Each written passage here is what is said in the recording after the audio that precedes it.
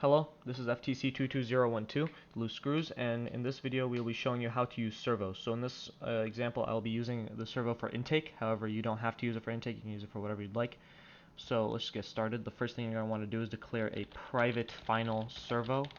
And now this is going to be the servo that you're going to use in the class, so I'll just call it intake servo. We're going to want to import the servo class from Qualcomm, and then this will show up until we make the constructor. So now let's make the constructor public intake, and then in the parentheses we're gonna ask for a servo to be passed in from whatever class you're instantiating the intake from, and then in here we're gonna do this dot intake servo is equal to servo. So this will set the intake servo here to the whatever servo we pass in, and then we're gonna want to set the direction of this servo.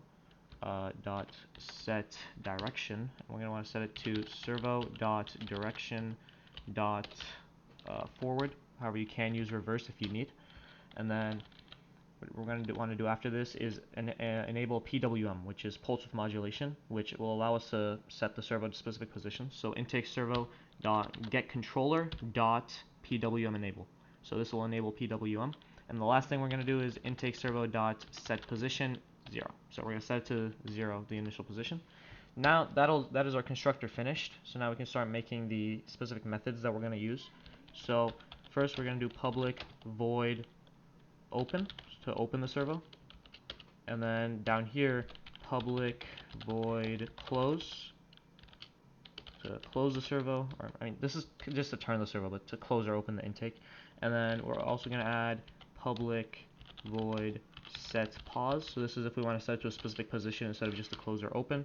And then one last command, public void get pause, so that we can get the current position of the servo. So in these two in this one we're gonna want to set, actually here this shouldn't be void, this should be int, actually double, sorry.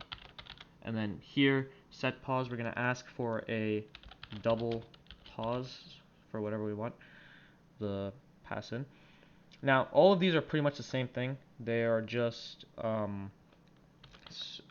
intake servo dot set position, and then you just set whatever position you want. So this should be 0, and we can copy this into all of these.